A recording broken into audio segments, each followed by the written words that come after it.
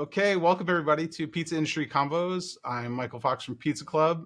Tonight I'm joined by Garrett Goodman of How Ya Doing? How and you how you doing? how you doing? How's it going? Amazing. And yourself? Thanks for having me. Awesome. No, thanks for doing this. Appreciate it.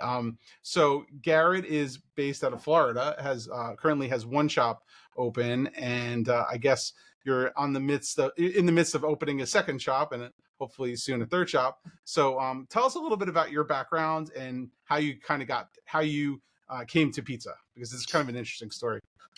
So my background is definitely not in the restaurant and the hospitality industry. That it's most definitely not. Um, I graduated with a marketing and management degree, and I kind of stepped into the logistics business as a job that I took as soon as I came out of college. I worked my way up from just a regular salesman to being one of the executives in our organization over about a 10-year period of time. So once I had gotten, kind of situated and worked my way up the ranks, COVID officially, came rolling through, and unfortunately, and I kind of took my pizza passion love and kind of took it full speed ahead. As we were kind of stuck home, with my two kids and my third kid to be. So that's really when like my pizza love kind of started as a way to fill a void during a pretty shitty time.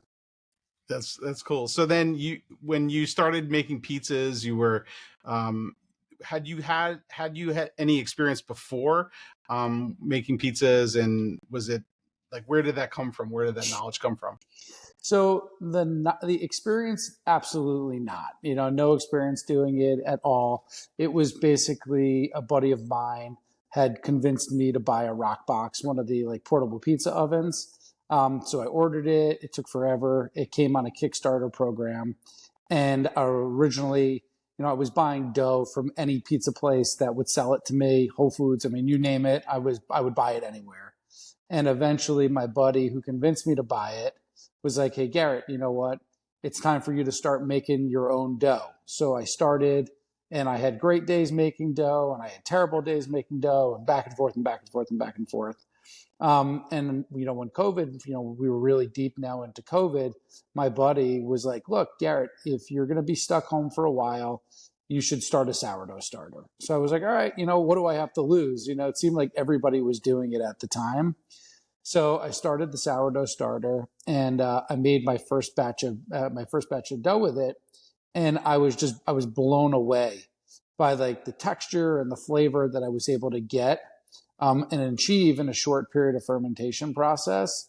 And at that point in time is like really when my love for pizza making and experimenting with that part of the dough making process really just consumed my whole life.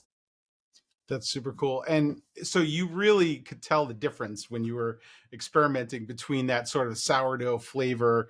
And that seemed to be like the pivotal switch of like, I'm going to make my own dough and really dive deep into sourdough. So what happened next in your journey after you kind of committed to sourdough? So the first thing that happened was I made a disgusting, horrible mess of my kitchen in my house essentially every other day as I was mixing and matching, milling flour, and doing anything and everything that I could that was pizza. So it was at this point, this is where kind of like the fun came in, where I was like, I was buying any different type of flour that I could possibly buy on Amazon, going from one brand to another and combining flours and, mixing and matching and just being like my own little, Dr. Evil in my kitchen. As I was like, my wife was literally going to kill me at this point in time because, I'm mixing flour. I'm doing it all by hand. There's flour in my shelves. It's on the floor. It's on my shoes. I'm trekking it around my house. I mean, it was just wild. But like the crazy thing was, it was a love and a passion project. So like all day, all night, any like free moment I had, I was watching all of like anything and everything I can learn about sourdough. And even if it wasn't specific for pizza, it was just like knowledge of sourdough starter. And that was like really what took me down the path of like the love, of sourdough itself.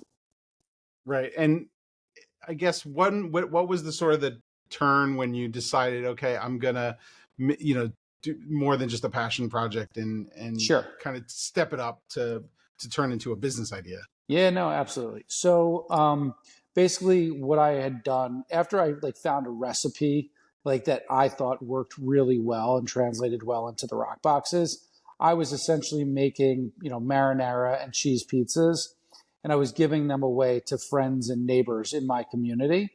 And people, like, it was like, you come to my fence, bring a cookie sheet, I'm going to make this pizza, I'm going to throw it over the fence to you, and people went absolutely crazy for the pizzas. So like my wife was just like, she was nudging me and nudging me, like, we should try and sell them. And I was like, I'm like really busy with work right now, like I don't really have time to like take on this new project of like selling pizza. And long story short, you know, we came to the conclusion that if we were going to do it, we needed to come up with like a great name. So, 10 martinis later, my wife and I, really my wife came up with the name How You Doing? And we were like, all right, I love it. So we created an Instagram page, and we were setting up time slots on Calendly. So we would let customers buy 3 pizzas for every 15 minutes, pre-order, prepay, the whole 9 yards. So basically what we were doing was we were offering our OG, which was our cheese pie, and O, which was our marinara pizza. And then we were offering 2 additional like specialty rotating pizzas. So the first week we sold, 25, then the next week 35 and 45 and so on, until we got to the point where we were selling out pizzas in like 5 minutes, not even like in time slots. It was nuts. And then we said, you know what, let's try it again for a second night. So we took the same process, and we were posting a menu on Mondays for pizzas on Wednesdays. And we were selling out, every single week within minutes, selling a couple hundred pizzas a week out of the backyard of my HOA neighborhood, which really did not take kindly to me running a pizza shop out of the back of my backyard. Yeah, I would imagine that doesn't bode well for the working with an HOA in that situation. Did they ever approach you and kind of try to shut you down, or Oh was yeah, there they any? they sued me for making pizza in my Oh, wow. backyard. Oh yeah, it was like a whole to do. So I was giving free pizza to every security guard in the neighborhood and every neighbor who came by. So like somebody clearly didn't get their fair share of the pie. Yeah, If you know what I'm quite saying. literally. Yeah. Exactly. If you know what I'm saying. So like Yep. it got to the point where it was just crazy timing, because like right at the tail end was like right about a month or two before we were getting ready to open our store. So Yeah. like I'm like, screw it, we're gonna keep it going. I'm not shutting down now. We've got all the momentum in the world. And I got lucky that one of my buddies owned a brewery actually right around the corner from where my shop was, or shop is, I Okay. should say. And we were able to translate, continue our path of making pizza in the parking lot of the brewery. So like we were able to Oh, keep very we were cool. able to keep we were able to keep the momentum going. Thank God.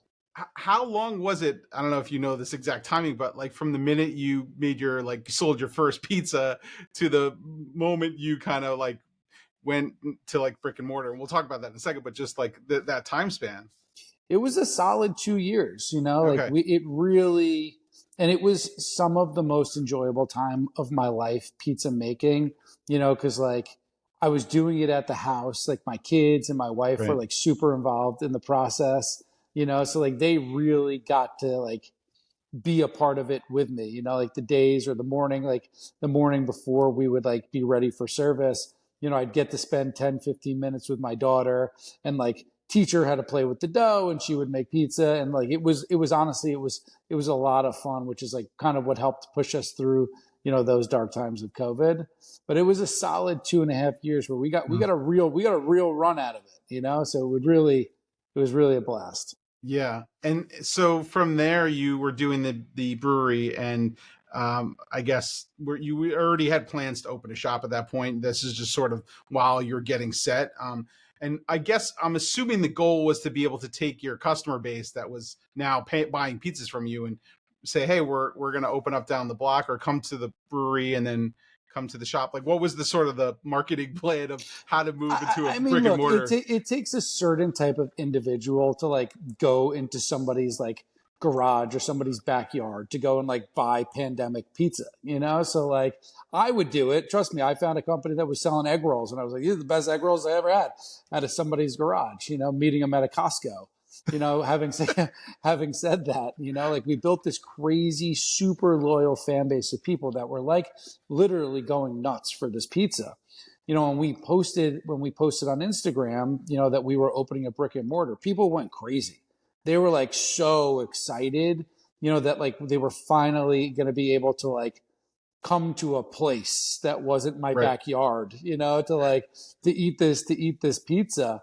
So like the transition from my backyard into a brick and mortar, like I really feel like was a blessing for us because, you know, we had a runway of built-in customer base that literally like followed us to the store. Like the first day we were in business, you know, there was like a 3.5 hour line outside the door, you know, so like we didn't open our doors like praying to God that people were going to show up. Like we opened the doors and like the roof exploded from like the day that we opened the front door. It was, we got very lucky with that. Is trial by fire, no pun intended, but it's like, yeah, that's I mean, businesses would kill for that, right? Like to have a business waiting, and you know, customers waiting in line to jump in when the day you open, you know, I mean, don't people get me, usually want to slide in like maybe soft opening. No. yeah, we and it was crazy because you know me, like I was just crazy. I was like, we're gonna open on a Friday, we're gonna do it, we're gonna get after it, and then like it was wild.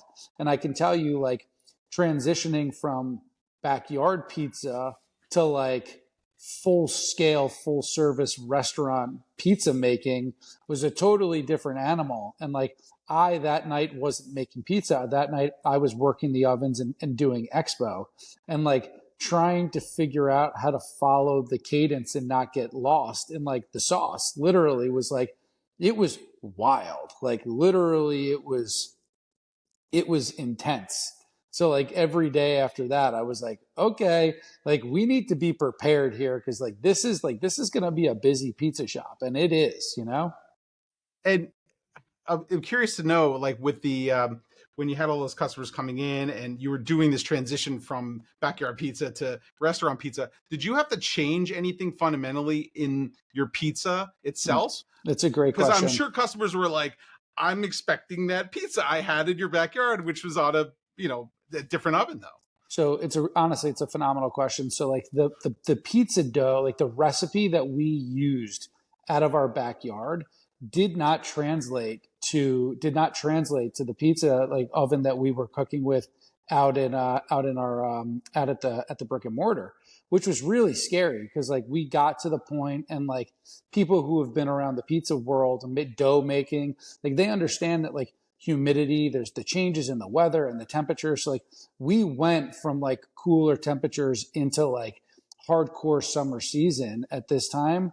And like literally when I tell you a week or so before we were getting ready to open, we had major problems with our dough, like major problems. And I'm like in a state of panic now. You know, I'm like, what are we going to do? We're opening in a week.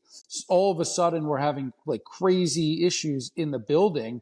So now I'm like going back down through the rabbit hole. Like, we need to change flours. We need to do this. And like, literally, when I tell you, like, we changed flours 4 or 5 times and new recipes right before the store opened. Like it was scary. Like at that point, because I was like, we were like in a great rhythm, testing pizzas, baking nonstop, and then literally a week or so before, like this was a real problem, and like we thank God we were able to make a recovery, but that was pretty intense, to be honest. Wow, that's wild because I mean, you probably had already settled in on what you're going to do, and now all those plans got ripped up right before you opened, and you know, obviously the customers were waiting for you to open. So Oh my God. the, the It was very scary at that moment in time because like we were bringing in customers of ours who like had eaten food of ours out of the backyard and brought them in to like taste test pizza, be a part of this process. And like I remember one day bringing people in and I was like, I didn't want to serve them the food. I was like this is not what we should be selling, you know? So like we made some big serious pivots, and like it got to the point where like we had to really start dialing and measuring and temperaturing the water that we were putting into the dough. So like that was really, when we started to have to like understand like how much science goes into baking, rather than just kind of like free flowing it out of the house. Yeah, it's a different level. So talk a little bit about your pizza. Because you're doing basically three pizzas, right? You had the marinara, the red sauce pizza, right, and the specialty. Yep. How, what's the menu like now, and what's sort of been your inspiration for like putting this together and Sure. being able to sort of expand, right, Sure. your menu offerings? So, we are, it's interesting question, right? Because like our cheese pie, it started out as one thing and then it morphed as we progressed forward, right? So like our original cheese pie, which, we now call our OG, was tomato sauce and mozzarella cheese, simple with basil, and that's what it was. It eventually morphed into a cheese pie that has mozzarella, Havarti cheese, and sauce. So we'd finish it with an 18-month aged Parmesan cheese and basil and a really nice cold press olive oil, and it's delicious. So that was like one of the big changes that we made, and that's really like that pie right there is one of the really big differentiating pies of like what we do as a cheese pie. Like not many people have ever seen Havarti as a cheese that goes onto pizza, especially as like your margarita, your simple cheese pie. So like that's definitely one of the big ones for us. And then in regards to our specialty pizzas, like, or just like non-cheese based pies, right? Like I have taken the strong stance that we are going to take the so-called traditional Italian rules, and like we're not going to do buffalo chicken pizza, and we're not going to do like those crazy like Hawaiian style pizzas. It's just not what we're going to do.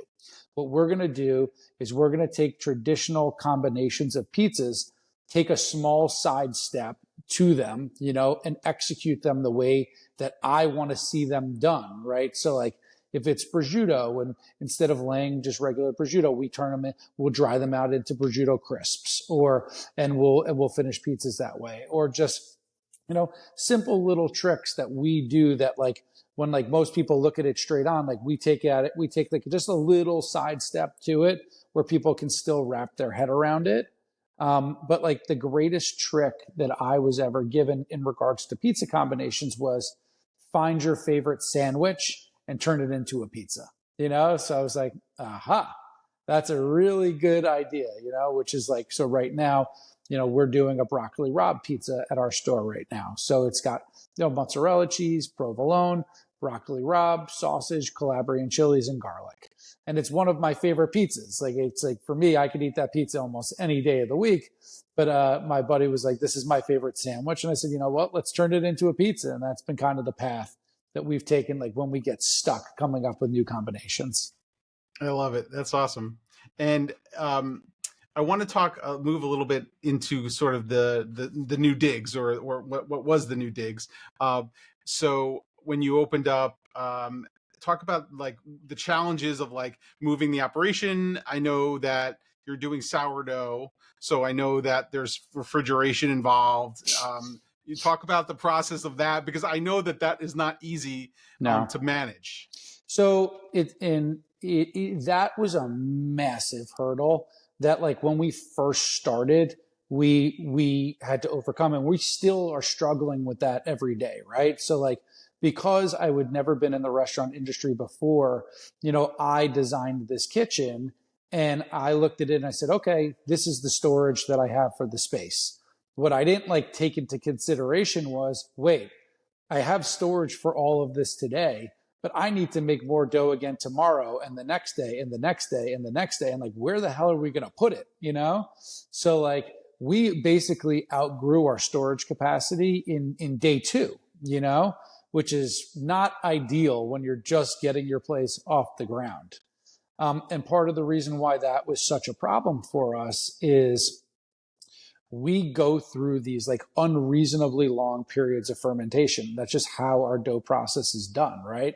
So like we feed that sourdough starter, making of the dough. It's like it's a constant start stop process, right? We do a first mix and we wait, and then we do another mix and then we wait, and we do a third mix and we wait, and then we ball our dough balls. And then once the dough balls are done, they sit out in room temperature for 9 hours. And then after they sit out for room temperature for 9 hours, we put them in our fridge for 5 days before we use them, which is like not many pizza places put dough in a fridge for 5 days before we use it. It's like, it's very abnormal to see somebody do that. Most traditional pizza places will go either 1 or 2 days. 5 days is really where you start to push like dough that really starts to lose all of its gluten structure, which really what helps hold the pizzas together.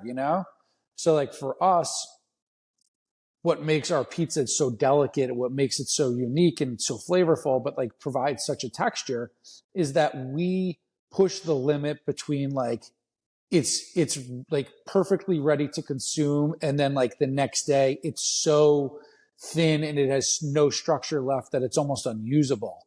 So like we really toe the line between like eat it now or like prepare to have a really difficult day making pizza tomorrow, because if you open it up if you move too fast, you're going to poke holes in it, and now you're making pizzas and it's tough.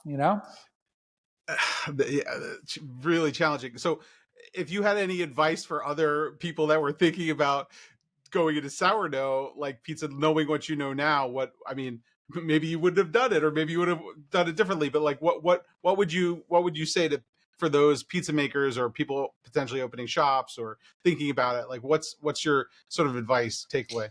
I mean, look, if it was up to me, I'm never going back from sourdough pizza making ever. I would never do it.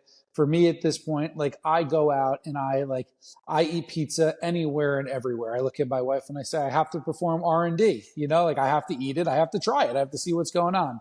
And like the biggest hurdle for me when it comes to like eating pizza, and truly at this point, bread in general, like eating processed white flour pizza, generic all trumps flour, like a non sourdough based pizza, like I just don't think that you're ever going to get the flavor of the crust that you're going to get when you eat sourdough. So I would say push forward with the sourdough, but find the rhythm and find the cadence of like where can you push it the limits to, where your pizza still has enough structure that it's easy enough to work with, while Right. still pushing it far enough to know that you're like properly breaking down enough gluten to make it so that that pizza is truly digestible, But I gotta wonder, this is not easy financially to have all this extra storage space and the work involved to make a single dough, right? It lived a pretty long life from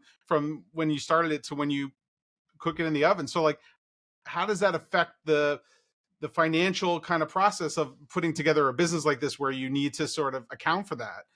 Does that mean a higher ticket price for pizzas? Talk about that. Storage is the most financially burdening part of of our long period of the sourdough process, partially because we constantly are not needing to find places to store it. So like that's the biggest burden of going down the path for the sourdough process for us, more than anything. I said like a bigger problem would be if like we were making dough and like we weren't selling it. Whereas for us right now, like we're making dough and we're constantly making it.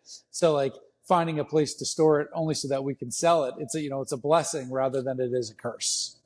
Right. No, that makes sense. But going back to sort of the numbers game of like making it all work. Like if you were going to give advice to somebody who was going to open up, same kind of question, but for in terms of like how to properly price your product, and how do you sort of put a number value on something that is so much harder to do, because I feel like that is part of the equation with a business like pizza. There's how do you get the margins right if you can't account for all that time? Someone who's going to go down the path of sourdough pizza is typically not going to be the person that's going to put a junky ingredient on top of a pizza. They're just not going to do it, the amount of labor and love that goes into making a sourdough starter, it's a tremendous amount of work. It's like the guy who's doing that is truly making like that artisanal pie. So like justifying the cost of the dough making itself and justifying the cost of the ingredients that go on it, like you have to charge a premium for that just simply because of the amount of product that you're throwing in the garbage to make the dough itself. It's probably double the cost, just making dough more than anything. Yeah, no, it sounds like it's you have to really account for that in the process. Well, I want to kind of switch gears a little bit. I think as you're growing, the problem always is like going from 1 to 3 stores. Like, how do you maintain that, that vibe, that culture that you've created, and that and keep the thing together, right? So it has that. So talk a little bit about that and how you're thinking about, the expansion and how you're approaching that. Yeah, I mean, look, this is the topic of conversation that keeps me up at night. Like this is the big one, right? So like for me, first and foremost, like building the team and building the culture, it's vital. Like if somebody doesn't fit in with our culture and our organization, it's our job or my job to tell that person we're probably not the best fit for you. And we say that with the greatest deal of respect, right? It's not like you don't fit in, get out. It's we want you to be a part of what we're doing. But if you can't be, one with like one heartbeat with what it is we're trying to do, we're really not going to be the best fit together. So like that's a really vital aspect to it for us, right? So like from a culture standpoint, it's top down. So like for me to my crew down below, right? I'm going to set forth the way that I want my customers to be treated, exactly the way that the food should be served. And if we can't do that, or the next person down below can't do that, or they're unwilling to follow the unreasonable things that I'm willing to do for our customers, there's probably another pizza shop down the street that would love to have you. But for me, we're not the right fit. So like customer service for me is incredibly important, because like I know the quality of food that we're going to serve and it's going to be phenomenal, right? I know that. So like my biggest thing was to everybody that's ever worked for me is we need to blow people's minds with customer service. We need to do unreasonable things, make people feel so overly welcome that when they walk in the door, they feel that way. But even more so when they leave, they think like, wow, did I just leave like a 3, Michelin star restaurant? Like it was so unreasonable, like what they were willing to do for us. Whereas like they take like a step back and like, whoa, like I was just in like this, my current store, like a really small little pizza shop that was like willing to do the wildest things to make it so that my experience when I ate there was incredible.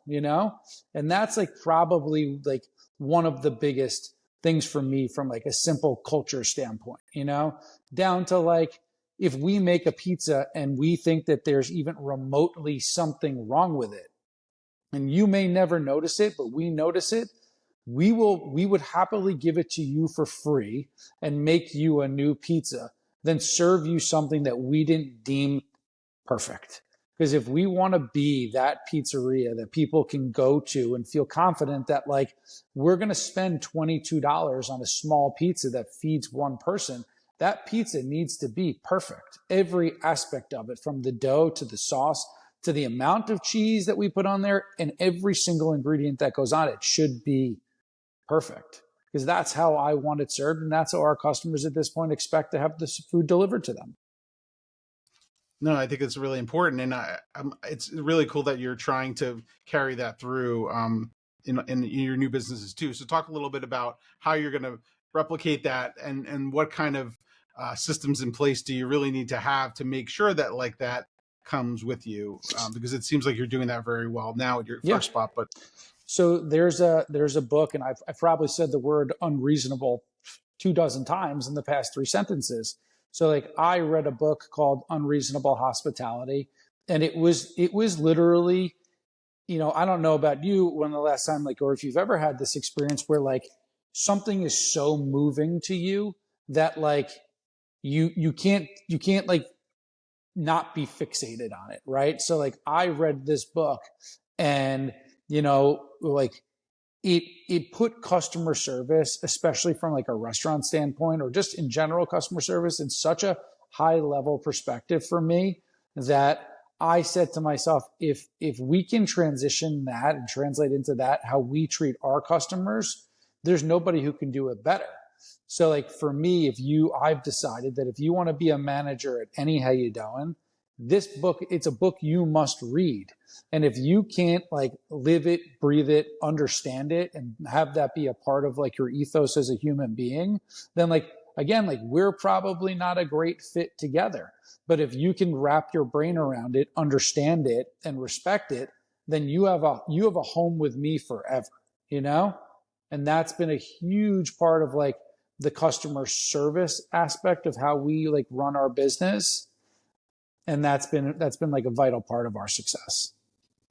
What talk also like some of maybe some like random examples of like things that you'll do for your customers, because maybe we need to show some examples that might be Yeah, helpful no, for. 100%. So like we had a group of four customers came in, I don't know, probably a week or two ago, and the restaurant was packed. We're not a big sit down space, so like, you know, I had, it was two separate couples. So the two wives are sitting down at the bar.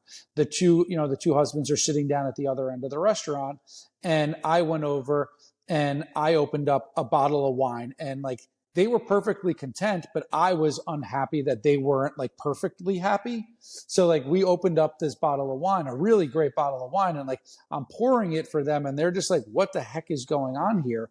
And one of my newer employees at the time was like, who'd been in the restaurant business for a long time, was like, Garrett, like you're going to open a bottle of wine like for somebody who's like, you're trying to solve a problem that can't be solved. And I said, that's exactly what we're going to do. We're going to do whatever it takes, no matter what it costs, no matter what it takes, to make it so that those customers literally are going to leave our restaurant and they're going to say, I can't believe this guy literally came over, gave us this great bottle of wine, because there literally wasn't a configuration possible for the four of us to sit down together, but I look at that as they leave and they tell 100 people collectively that, whoa, like I just ate at this tiny little pizzeria.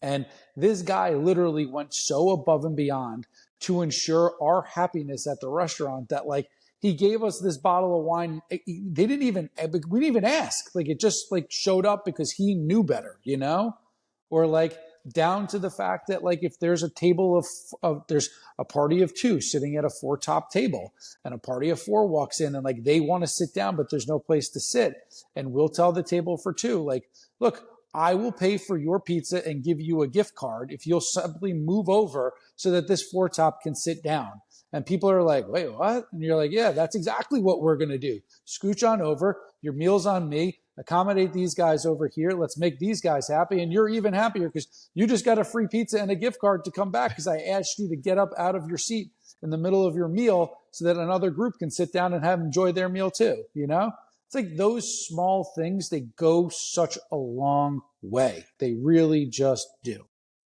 It sounds like you're almost like in the business right now of acquiring customers and making lifetime, customers, right? You're doing these unreasonable things to get them create loyalty for your business, and I think that's really smart. Yeah, I mean, look, the customers like, and it's crazy, because like our space really is so small, that like people are willing to sit in the most awkward configurations ever to sit down and eat food in our store.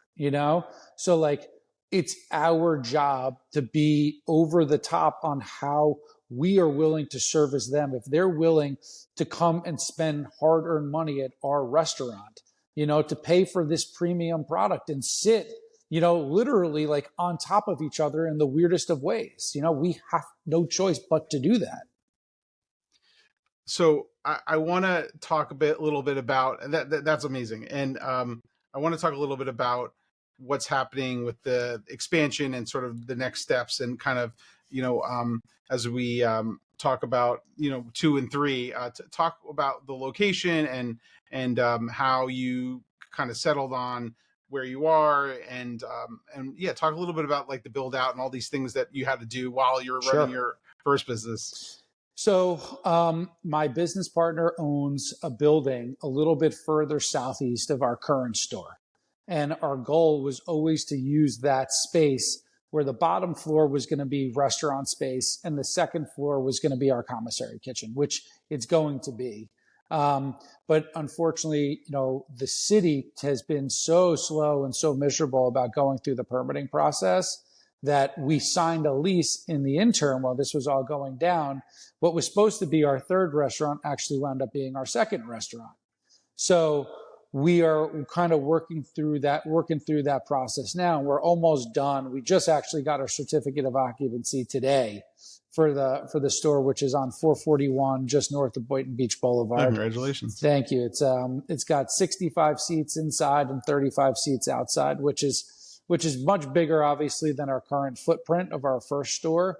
But we really have come to the realization that like customers want to eat our food here, fresh, on the spot, right? Because the dough is so delicate. It can go in a box, but there's nothing better, as I'm sure you know, than eating a hot, fresh pizza out of an oven served directly to you, So that's what we got going on over here at the store on 441 in Boynton Beach Boulevard.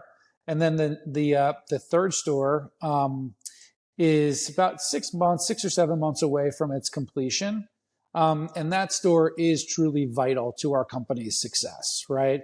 And I say that because the commissary facility on the second floor is going to ensure consistency in all of the food that that our customers eat. So all of our dough will be made there, sauce will be made there, dressings will be made there. Anything and everything that we can make out of that location, we will, and we'll distribute that from one store to the next. So no matter which How You Doing you go to, you can be guaranteed that the food that you're going to eat at one will taste exactly the same at the next. Because if it's not consistent, then what the heck are we doing here? Like every bite of food at every location should be spot on exact with what you had from the one you ate at last week. Yeah, that's great. And, going forward, using this commissary kitchen model, do you see potential more expansion? And could this commissary kitchen take on more locations, or are you going to be sort of maxed out with 3 and that's it? And you got to kind of like silo that. So look, our goal is to continue to grow. Like we're on the warpath forward. Like we're going tomorrow to go look at a 4th location, and the likelihood is we're probably going to sign that lease. And the reason why like we can like afford to do that, is like for me, I focused on building the foundation of the organization from the bottom up, like building a house. And you can't build a house without a strong foundation, without good bones, right? So like the people that we've brought on to help us grow the business and take on, managerial roles at all of our other locations they've been with us since day one, and they know my vision, my wife's vision, my business partner's vision, and they've bought in, so like they understand the path. They understand the path forward for us. The commissary kitchen, yeah, I mean, look, at some point or another, it will hit, its critical mass on how much it can produce. And eventually, we will probably look to go down the path of like designing, big shipping containers, fully built out, running water, like the whole 9 yards, and place those in way more of an industrial park, depending upon like where we centralize that facility, as we continue to grow. Or we obviously, I prefer to not have more than one, until we really outgrow the next one. But, look, we have a little bit, we have some time before we get to that point. And the reason for that is, dough making, we can always add a second dough mixer or a third dough mixer. Like that's the big thing for us. And so long as we're delivering dough as bulk dough, rather than spending the time to individually ball every single dough ball, each store has the opportunity to still take on a little bit of the legwork while like not taking on the biggest challenge, which is for us is the dough making process, because it's so labor intensive and so specific on how we follow a recipe to do it. Yeah, that makes sense to centralize that. as you grow. So okay, so there's a lot coming. So as we wrap up here, tell us, what are you excited about in the short term and the long term? It sounds like you're about to open, so that seems like maybe the short term, but yeah. Yeah, look, I am I'm super excited to get the next chapter of our business up and moving, which is the sit down restaurant. I know that that's the path forward for our organization. So like it's something different that I've never done before.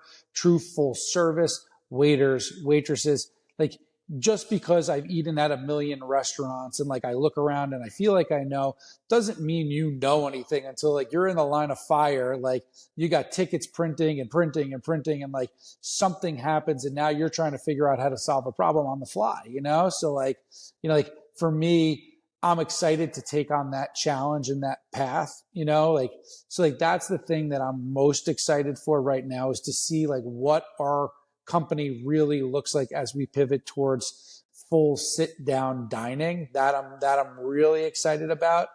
And then the path forward for us right now is, like I want to continue to open how you doings. Like I know like what we're doing here works. The next thing that like I'm really focused on doing is I'm focused on, getting some form of how you doing sandwich shop open along with that journey, right? I find that, pizza ingredients translate really well into sandwich ingredients, right? Meats, cheeses, vegetables, they really go hand in hand. So like we really want to find our way to properly go tip to tail. And with the fact that we're essentially just leasing farmland from a buddy of mine, who's basically less than a mile down the street from us at this point, like we're growing all of our own vegetables right around the corner from where our restaurant is right now. So like we really want to utilize all of that seasonal stuff and find a good home for it on our pizzas, in our salads, and on the sandwiches that we're going to look to do out of our sandwich shops.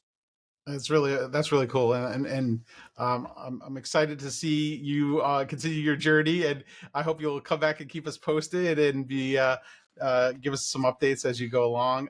Garrett, thank you so much. How could people find you on social media? Give us your handle there. The best way to find us is on Instagram at how you doing. That's the best way to find us. We really try to keep people like current as to like what's going on. And you get a really good view of like the monthly specials that we're cycling in and out, and a lot of progress of like where we're at, between like one restaurant to two and from the second one to the third. That's the best place to find us. The handle will be HOWYADOUGHN. How you doing?